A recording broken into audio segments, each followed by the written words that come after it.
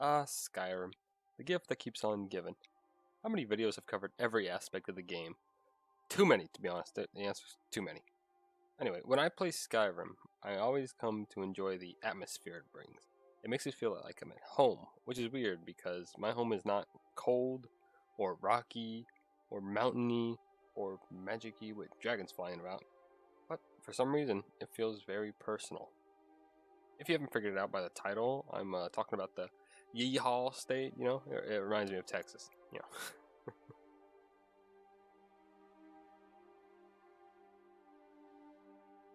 Let's be real here. How can Skyrim in any way remind me of Texas?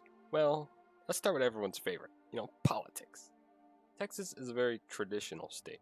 Progressive ideas and intellectual debate are not really seen as a positive in Texas, but that's not to say they don't exist in areas. Instead, the ideas of liberty, self-reliance, and honesty are the major drivers of politics in the region.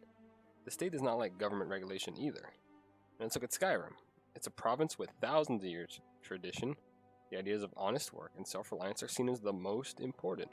The province is not known for its masterful wizards or diplomatic prowess, but its honorable warriors. The province also hates government oversight, as seen with the attitude to the Empire when Talos was banned. Coincidentally, Skyrim has an ongoing conflict with its southern neighbors, much like Texas in the 21st century.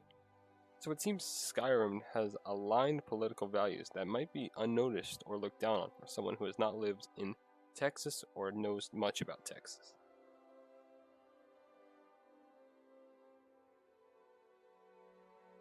Not only does Skyrim have a very similar political culture to Texas, the people take inspiration from stereotypical Southern ideals. The common stereotype for Skyrim's people can be summed up as pretty much every Bruce Willis role ever. I must go, for I am strong man, and anyone who does not know how to fight and die with honor is weak. The people are as close as you can get in a fantasy world to the Wild West cowboy archetype. They are stoic, strong-headed, and brave. They value traditions, family, honor, honesty, and honest work. They hate politicians, magic users, intelligence, dishonesty, and anything that resolves conflict without fighting. This is exemplified in parts of the game like the College of Winterhold, where everyone who isn't a mage there hates magic, calling them cowards, or when the Stormcloaks, who feel the Empire is a traitor for signing a peace treaty. They absolutely hate foreigners, which includes a list of elves, beastfolk, and even some races of men.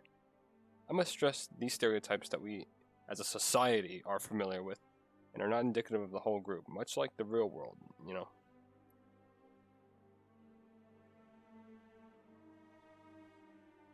Funny enough, Skyrim and Texas are almost completely opposites in terms of geography.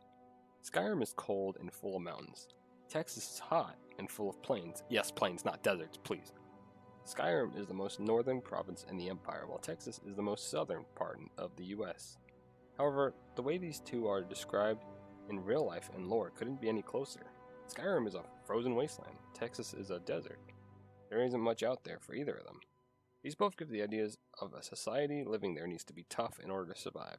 The two descriptions are, of course, stereotypes. If you live in Skyrim, you would know it's not a frozen wasteland, and if you live in Texas, you would know that only a fourth of the state is a desert. They are on the surface very different, but if you look deep enough, they are very similar.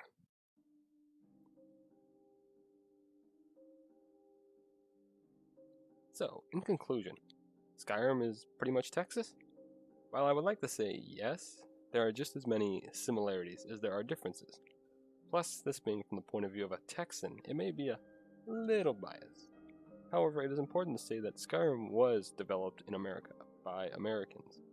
They could very well have drawn from US politics, not to mention they made Fallout 3 years ago.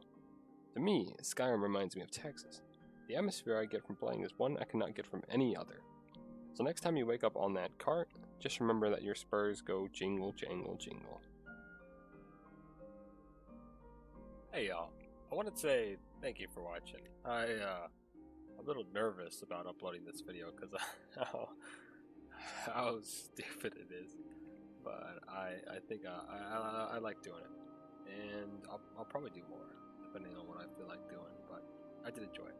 So if you enjoyed the video as well, be sure to leave a like or subscribe. I don't really know what is like the regular YouTube thing to say. but I'm not gonna make this too long. But thank you. I'll definitely have more out when I get the chance. But have a good day or night, whatever time it is. All right, see ya.